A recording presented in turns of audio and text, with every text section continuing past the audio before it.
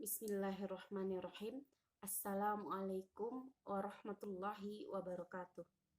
Alhamdulillah wa syukurillah. Asyhadu an la ilaha illallah wa asyhadu anna Muhammadar Rasulullah. Allahumma sholli ala Sayyidina Muhammad wa ala ali Sayyidina Muhammad. Pada video kali ini kita akan menyambung materi sebelumnya. Sebelumnya kita sudah membahas tentang dakwah Nabi di Mekah, kemudian kita akan masuk kepada sejarah perjuangan Nabi di kota Madinah. Perjanjian Aqabah 1 dan Perjanjian Aqabah 2 Nabi Muhammad dengan pengikutnya. Karena kaum muslimin Mekah, mereka sudah sangat tersiksa dengan perlakuan-perlakuan yang dilakukan oleh kaum kafir Quraisy kepada mereka.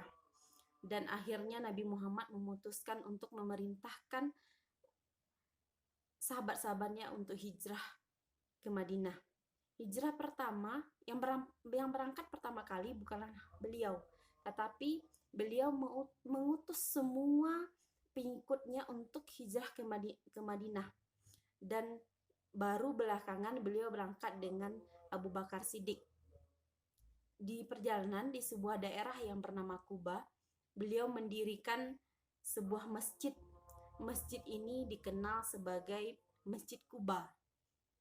Jaraknya tidak jauh sebenarnya dari kota Madinah, tetapi beliau bermalam dan berhari-hari di sana. Kemudian beliau berangkat ke Madinah. Sesampai di Madinah, orang-orang Madinah ini sangat gembira sekali dengan kedatangan Nabi Muhammad SAW. Mereka menyambutnya dengan sangat sukacita. Hal yang pertama kali yang dilakukan oleh Nabi Muhammad di kota Madinah adalah mendirikan sebuah masjid. Masjid tersebut dikenal sebagai Masjid Nabawi. Fungsi masjid ini bukan hanya sebagai tempat ibadah saja, tetapi masjid ini juga digunakan sebagai tempat untuk jual beli, untuk bermusyawarah, untuk pendidikan. Bahkan di masjid ini juga disediakan tempat bagi mereka yang tidak punya tempat tinggal. Jadi fungsi masjid itu sangat banyak sekali pada masa Rasulullah SAW. Dan hal yang kedua yang beliau lakukan adalah mempersaudarakan kaum muslimin. Mempersaudarakan antara kaum muhajirin dengan ansor. Kaum muhajirin ini adalah orang-orang kaum muslim yang hijrah bersama Nabi dari Mekah ke Madinah, kemudian yang rela meninggalkan keluarganya, harta bendanya, dan tanah kelahirannya demi terus menjalankan agama atau melaksanakan perintah dari Allah Subhanahu wa taala. Ini adalah kaum muhajirin. Kemudian dipersaudarakan dengan kaum ansor atau kaum penolong artinya. Kaum ansor ini adalah orang-orang yang menerima dengan sangat lapang dada sekali orang muslim yang ada di Madinah, yang menerima kaum muhajirin dengan tangan terbuka. Bahkan dalam persaudaraan ini, mereka bukan hanya berbagi tempat tinggal, harta benda, tetapi mereka juga membagi. Orang-orang Ansor juga mengizinkan orang-orang muhajirin, saudaranya yang muhajirin, untuk menikahi istrinya. Jadi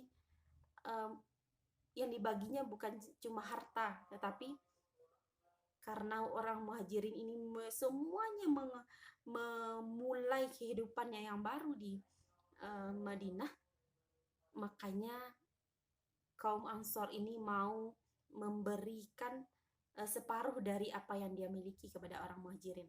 Nah, itu kuatnya persaudaraan yang dibentuk oleh Nabi Muhammad SAW.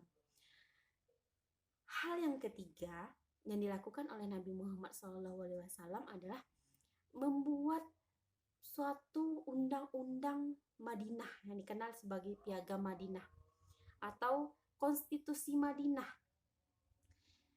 dalam undang-undang ini dijelaskan atau disepakati bahwa semua masyarakat Madinah, apakah mereka yang beragama Islam, yang beragama Yahudi, kemudian mereka yang masih memeluk kepercayaan nenek moyang mereka, harus saling menjaga keamanan yang ada di Madinah.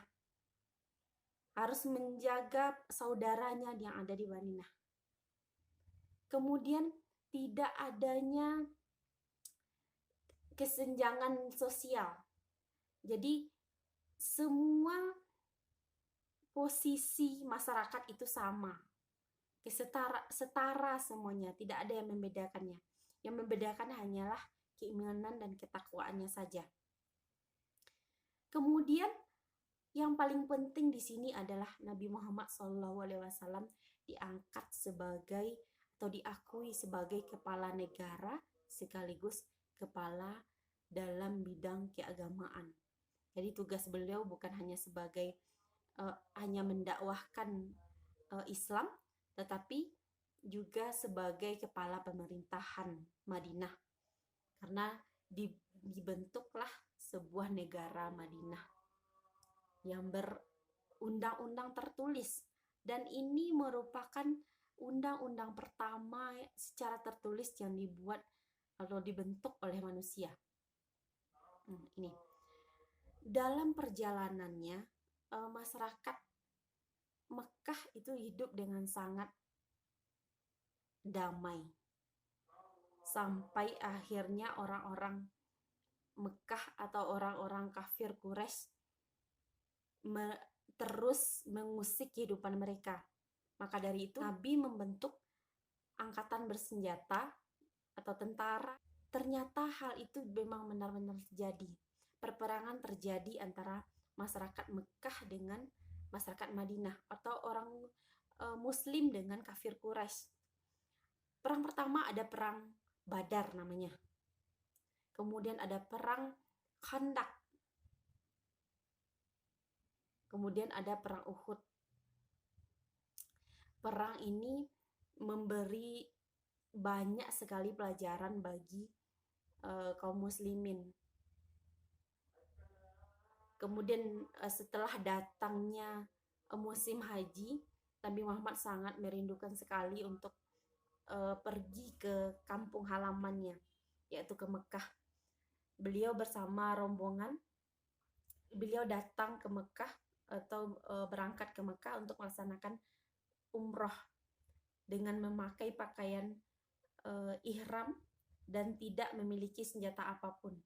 Di perjalanan rombongan ini atau di suatu tempat beliau dengan rombongan beristirahat yang dikenal dengan tempatnya itu namanya Hudaybiyah.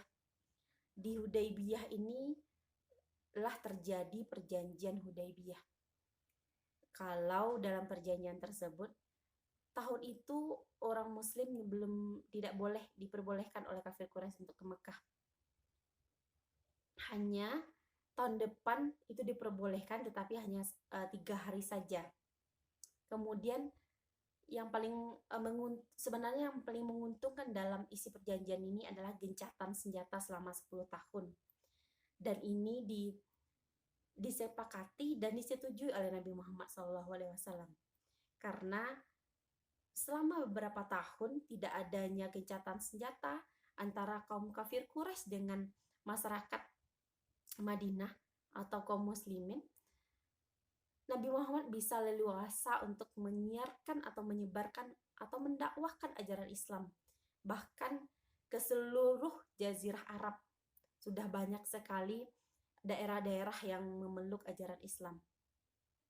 Tetapi ternyata setelah mengetahui hal itu, kaum kafir Quraisy memutuskan kesepakatan itu secara sepihak,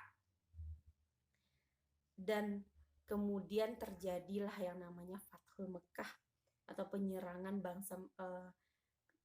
kota Mekah yang dilakukan oleh Nabi Muhammad dengan para umat Islam. Dan di Mekah ini tidak ada sama sekali perlawanan, karena masyarakat Mekah sebagian itu sudah tidak berdaya lagi.